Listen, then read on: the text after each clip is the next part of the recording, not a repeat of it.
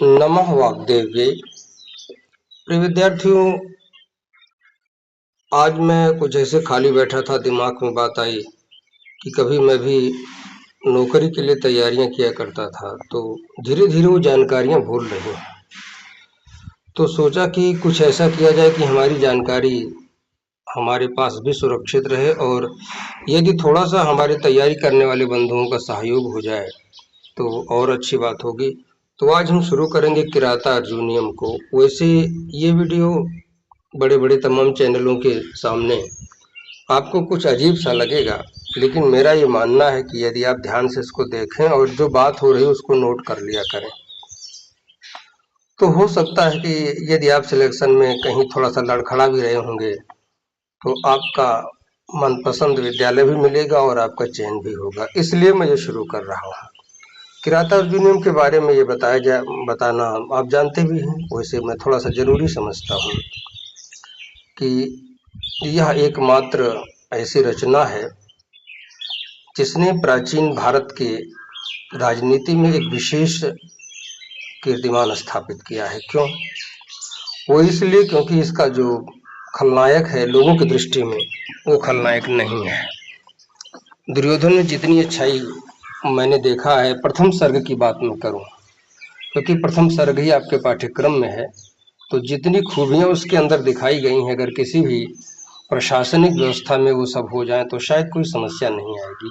ये बात और है कि अन्य सर्गों में उसके और रूप को दिखाया गया है। फिलहाल उद्देश्य तो किरात और अर्जुन के युद्ध की बात है, जिसमें किरात के रूप में भगवान शिव हैं और अर्जुन को तो आप जानते ही हैं। फिलहाल महाभारत के वन पर्व से कथा ली गई है और कुल 18 सर्गों में लिखा गया है। चित्रालंकार के लिए आपने कुछ अद्भुत किया है, इसलिए इनकी अलग ख्याति है और इनको संस्कृत साहित्य का सूर्य कहा जाता है। ध्यान दीजिएगा, हमने क्या कहा है, संस्कृत साहित्य का भास्कर यानी कि सूर्य कहा जाता है। किसको? भारवी को। आपने अपने इस महाकाव्य में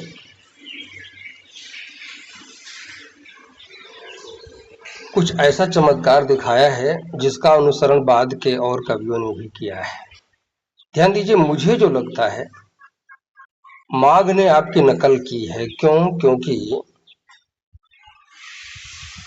श्रीपद से किराता अर्जुनियम की शुरुआत होती है और श्री से ही उनकी शुरुआत होती है।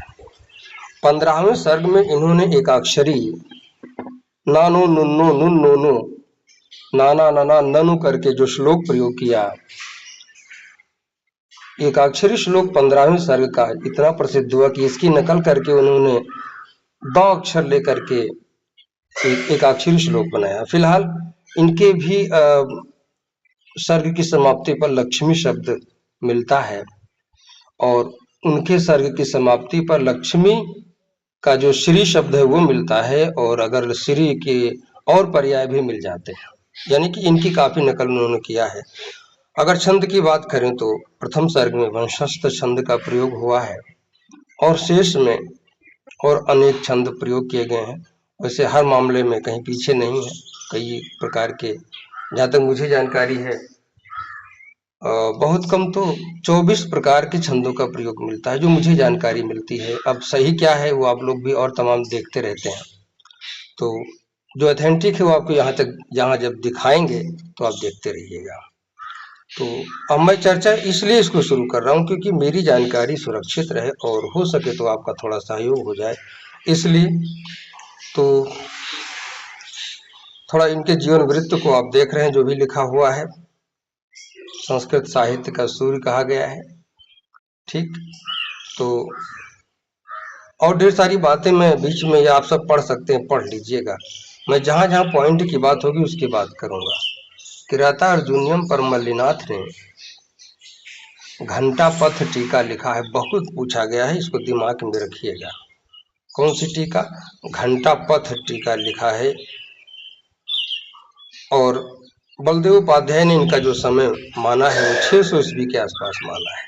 इसको आपको दिमाग में रखना है कि बलदेव उपाध्याय के अनुसार चंद्रशेखर पांडे के अनुसार भारवी का समय क्या है, तो यहाँ देख रहे हैं आप 600 ईस्वी के आसपास माना गया है। और एक ही इनका ऐसा ग्रंथ रहा है जिसमें कुछ ऐसी बात लिखी गई, कुछ ऐसे पूरा सागर जो भी संस्कृत साहित्य का ज्ञान उस समय जहाँ पर लोगों का ध्यान नहीं गया था, उसको इन्होंने उसमें रखा, जिससे कि एक ही रचना से विश्व प्रसिद्ध हो गए।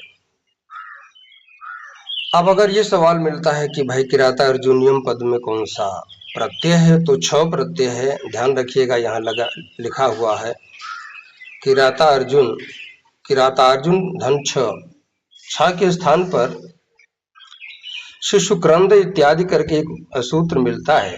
तो वो आप जब लक्ष्य सिद्धांत कौमुदी में देखेंगे तो सूत्र मिलेगा। तो उस सूत्र के अनुसार 6 प्रत्यय हुआ और 6 के स्थान पर ई आदेश होता है। आय नी नी यह घट खच घाम करके एक सूत्र है। तो ये 6 प्रत्यय दिमाग में रखिएगा, ये पूछा जा सकता है। एक प्रश्न और बन सकता है, किराता अर्जुनियम के प्रथम स्वर की शुरुआत किस गण से होती है? थोड़ा सा टेक्निकल है। तो जगण से होती है और किस शब्द से होती है, तो आप जानते ही हैं, श्री शब्द से शुरू होती है। किराता अर्जुनियम का जो नायक है वो किस प्रकार का है, तो धीरोदात्त प्रकृति का नायक है। ये परीक्षा में पूछा जा सकता है। धीरोदात्त प्रकृति का नायक है किराता अर्जुनियम का नायक अर्जुन।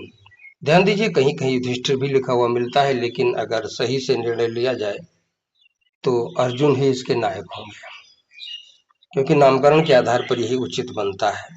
तो उनका गुण क्या है? धीरोदात्त प्रकृति के नायक हैं। और बृहत्त्रयी में ये गिना जाता है। बृहत्त्रयी संस्कृत के कुछ ऐसे ग्रंथ जो अपने आप में बहुत विशाल माने जाते हैं, तो उनमें ये अपना स्थान रखता है, जिसमें किराता अर्जुनियम, शिशुपाल वध और नैषधीय चरितम है।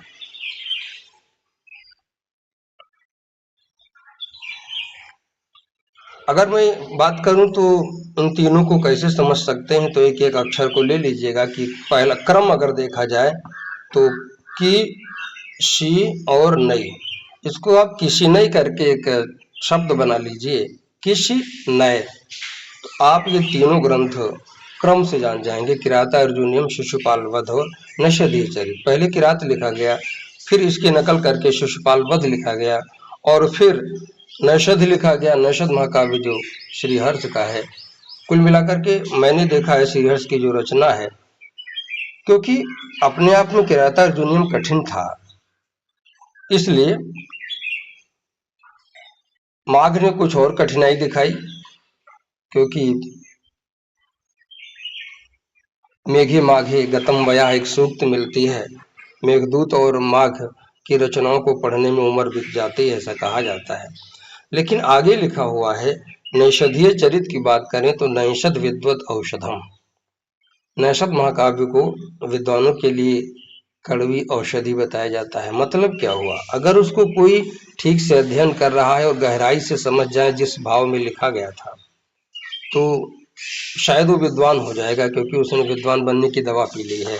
इसलिए क्या है, ध्यान दीजिए, मैं थोड़ा सा आपको बोरियत लग रहा होगा बंधुओं, बोरियत की बात नहीं, आप इसको कहीं चला के रख दीजिए और सुनते रहिए, जो बात कही गई उसको नोट करते रहिए। तो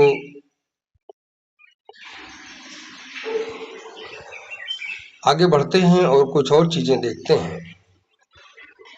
नारकेल फल सम्मितम वचो भारवे सपदि यद विभज्यते स्वादयन्तु रस गर्भ निर्भरम सारम मत्स्य रस का यथेप्सितम। यानी कि इनके काव्य को नारकेल सम्मित बताया गया है, नारियल के फल के समान बताया गया है। और आरंभ के 3 जो सर्ग हैं, प्रथम, द्वितीय और तृतीय, इन्हें पाषाण त्रय कहा जाता है। और 3 बड़े पहाड़ हैं, जिनको तोड़ने के बाद तब आप उगते हुए सूरज को देख पाएंगे। और ये सूरज और कोई नहीं है, हमारे कवि भारवी है। किसी भी लाइन को सूक्त के रूप में पूछा जा सकता है।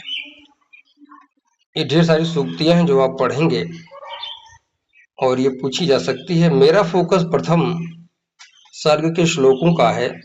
जो पद्य हैं उनको हम देखेंगे, उसकी व्याकरणात्मक टिप्पणी पर हम प्रयास करेंगे, चर्चा करें, उसमें छिपे हुए अलंकार देखें और खास बातें जो मिलेंगी वो देखें। बाकी आप ढेर सारे और तमाम किताबों पर विश्वास कीजिए। बाहरी चीज़ों पढ़िए, गाइड पढ़ने से मैं मना नहीं करता, आप ऑनलाइन पढ़िए ठीक है, लेकिन याद रखिए पहले आप किताब पर अधिकार जमा लीजिए। जब आपका मूल ग्रंथ पर एक प्रकार से जितना प्रतिशत अधिकार होगा उतने प्रतिशत कंपटीशन आपके कब्जे में है। तो मूल किताबों को पढ़िए, मैं मूल में ही विश्वास करता हूँ। अहो दुरंता बलवत विरोधिता बहुत पूछा गया है, इस बार भी पूछा जा सकता है। ध्यान दीजिए, ये सूक्त बहुत पूछी जाती है जो आप इंटर में पढ़े थे और संयोग से आपके कंपटीशन में है। सहसा विदधित न क्रियाम अविवेका परमापदाम पदम। अब कहीं परीक्षा में पूछ ले अविवेका परमापदाम पदम का मतलब क्या है, इसका हिंदी अर्थ क्या है, संस्कृत में पूछेगा, पूछ सकता। इत्यस्य सूक्तेः इत्यस्याः सूक्तेः हिंदी अर्थ अस्ति। तो अब आपको वो इंटर वाली बात आप लोग कहेंगे कि भैया सिलेबस से बाहर आ गया, बिल्कुल नहीं, आपकी भूमिका में लिखा हुआ है, भले ही दूसरे सर्ग का है, आपसे पूछा जा सकता है। दूसरी पंक्ति भी पूछी जा सकती है, विणुते ही विमृश्य कारिणम गुण लुब्धा स्वयं एव संपदा।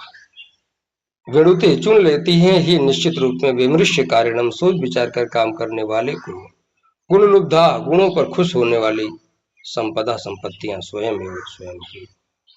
मैं यहाँ चर्चा नहीं करूंगा क्योंकि हमारे पढ़ने का विषय अभी नहीं है, हम प्रथम सर्ग को लक्ष्य लेके चलें। लेकिन ये पूछा जा सकता है, क्यों, आपने इंटर में पढ़ा है और आप यहाँ भूमिका में देख रहे हैं, इसलिए ये दिमाग में रहना चाहिए। और ये द्वितीय सर्ग का है, ये पूछा जा सकता है किस सर्ग का है या इसकी ये किस कवि की रचना है, तो आपको पता है किरातार्जुनीयम का ही है, इसलिए तो ढेर सारी चीजें हैं। ध्यान दीजिए, ये पंक्ति भी पूछी जा सकती है, समवृत्ति उपैति मार्दवम समय यश्चाप तनोति तिग्मताम। जो समय आने पर बहुत मुलायम रहता है, बहुत भोला रहता है, सीधा साधा रहता है, और समय आने पर जो प्रचंड हो जाता है वो पूरी धरती पर राज्य करता है। ये किसने कहा है? अगर ये पंक्ति आ जाए तो समझ लीजिएगा भारवी ने कहा है। और कहाँ कहा है? दूसरे सर्ग में। क्यों? दूसरी लाइन देखिएगा, अधितिष्ठति लोकम ओजसा साह साह ओजसा लोकम अधितिष्ठति। वो इस संसार पर अपने तेज से शासन करता है। विवस्वान यु मेदिनीपति, जैसे सूर्य धरती पर राज्य करता है। ध्यान दीजिएगा, जैसे धरती पर सूरज का पूरा वर्चस्व होता है, वैसे ही जो व्यक्ति समय आने पर शांत और समय आने पर प्रचंड हो जाता है, आवश्यकता पड़ने पर अपने आप को बदलता है। राजनीति का यो गुण भारत ने दिया है। ध्यान दीजिएगा, सूरज सुबह जब उदय होता है तो उतना तो गर्म होता नहीं, बाद में भी परिस्थिति के अनुसार चेंजिंग आती है ना, तो वो यहाँ पर ये पूछा जा सकता है। भले ही आपके प्रथम सर्ग में नहीं है तो आप लोग भागते हैं कोर्ट, बोलते हैं बस कोर्ट से फैसला होगा। अरे भाई, भूमिका देख लिया करो। एक बात और कहें विद्यार्थियों, आप सोचेंगे कि टाइम बर्बाद कर रहे हैं, पढ़ाई नहीं हो रही है। विश्वास करो, ये पहला शुरुआत है ना, बिना भूमिका के कुछ नहीं होता है। और मेरी जहाँ तक जानकारी है 40% प्रश्न हर एक जितने पाठ्यक्रम में ग्रंथ हैं सबकी भूमिका से आता है। संस्कृत साहित्य का इतिहास जो दिया हुआ है वो अलग नहीं, भूमिका में आपको मिल जाएगा। वैसे अगर आप पढ़ना चाहते हैं तो कपिल देव द्विवेदी जी का ग्रंथ है संस्कृत साहित्य का समीक्षात्मक इतिहास, इसको पढ़ लीजिएगा, बहुत मदद मिलेगी। चलिए, तो अगर बात करें रीति कौन सी है, तो वैदर्भी रीति का प्रयोग किया गया है। और वैदर्भी रीति का डायरेक्ट संबंध किस अलंकार से, ऐसा भी पूछा जा सकता है। तो या ये प्रश्न आ जाए कि भाई किरातार्जुनीयम के प्रथम सर्ग में भारवी ने किस अलंकार का पक्ष लिया है, तो एक बार सन्नाटा छा जाता है क्लास में। विश्वास कीजिए, एक अनुप्रास है, श्रुति अनुप्रास। श्रुति अनुप्रास का जो अनुप्रास के 5 भेद हैं, उसका इन्होंने पक्ष लिया है। ये सब चीजें सोचेंगे कहाँ मिला आपको, तो भाई ढेर सारी किताबें आप पढ़ लीजिएगा। विश्वनाथ जी का साहित्य दर्पण आपको पता लग जाएगा। चलिए, ढेर सारी चीजें हैं और चर्चा न करके मैं सीधे चलता हूँ प्रथम सर्ग की तरफ। और यदि कुछ मतलब मेरे से छूट रहा है तो ये देखिए, वो वाला श्लोक आ गया है ना। ना नो नुन्नु नुन नो नो नाना नाना नना ननु नुन्नो नुन्नु ननु नेनु ना नेना नुन्न नुन्नुत। ध्यान दीजिएगा, यही चमत्कार वाला है। ये पूछ सकता है कि ये पद्य एक अक्षरी, एकमात्र 9 अक्षर से पद्य किस कवि ने लिखा, या ये पूछ सकता है लाइन देकर के किराता अर्जुनियम के किस सर्ग में प्राप्त होता है। आप कहेंगे 15वां तो हमारे सिलेबस में नहीं है। भैया भूमिका तो है ना सिलेबस में, तो ये आपको देख लेना चाहिए। आप कहेंगे इसका अर्थ, तो इसका अर्थ आपको हम बता दें, क्योंकि यहाँ ब्लैक बोर्ड के बिना भैया समझा नहीं सकते इसको। इसके लिए हमको बोर्ड पर चलना पड़ेगा, क्योंकि इतनी जबरदस्त संधियां की गई हैं और समास किए गए हैं कि बिना इन सबको तोड़े आप इनके अर्थ तक नहीं जाएंगे। ठीक है ना। वैसे शंकर जी अपने सैनिकों को धिक्कार रहे हैं, यहाँ पे फटकार रहे हैं। ये बात मिलती है, इतना संकेत आपको कर देते हैं। तो इसका अर्थ आपको अगर चाहिए कि कहाँ मिलेगा, तो आप पढ़ लीजिएगा कपिल देव द्विवेदी का संस्कृत का साहित्य का समीक्षात्मक इतिहास। और वहां जब आप जाएंगे 12वें में किराता अर्जुनियम की समीक्षा में, तो इस श्लोक का हिंदी अनुवाद आपको मिल जाएगा। मुझे वहां मिला है। चलिए आगे बढ़ते हैं। छंद की बात करें तो छंद आप जानते हैं, मैंने चर्चा की है कि वंशस्थ छंद का प्रयोग मिलता है आपके इस प्रथम सर्ग में। बाकी ढेर सारे छंद इन्होंने प्रयोग किए हैं। अब मैं ढेर सारे छंदों की बात किया था। यहाँ लिखा है कालिदास ने मुख्य छंदों में 6 छंद प्रयोग किया है। भारवी ने 12 छंदों का प्रयोग किया। मैंने 24 की बात की थी ना, मुख्य छंद 12 है। और माघ ने 16 प्रकार के छंदों का प्रयोग किया है। ध्यान दीजिएगा। अब ये छंदों के नाम है। छंद आपसे बहुत कम पूछा जाएगा, लेकिन वंशस्थ, ठीक, वंशस्थ और पुष्पिताग्रा, ये 2 छंद आपको मालूम होना चाहिए। मालिनी क्यों? क्योंकि ये किराता अर्जुनियम में आपको मिलेगा। ये 3 छंद प्रयोग किए गए हैं। तो आपको भ्रमित करने के लिए एक अच्छा सा प्रश्न बन सकता है कि भाई प्रथम सर्ग में किस छंद का प्रयोग किया गया है। तो एक हो गया वंशस्थ, बी ऑप्शन में दे दिया पुष्पिताग्र, सी में दे दिया मालिनी, डी में दे दिया ये सभी, या इनमें एक से अधिक उत्तर सही है। तो आप समझ सकते हैं, आप पहला से लेकर के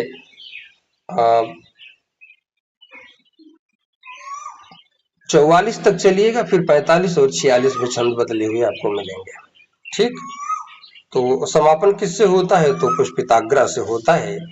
और आरंभ किससे होता है? तो वंशस्थ से होता है। तो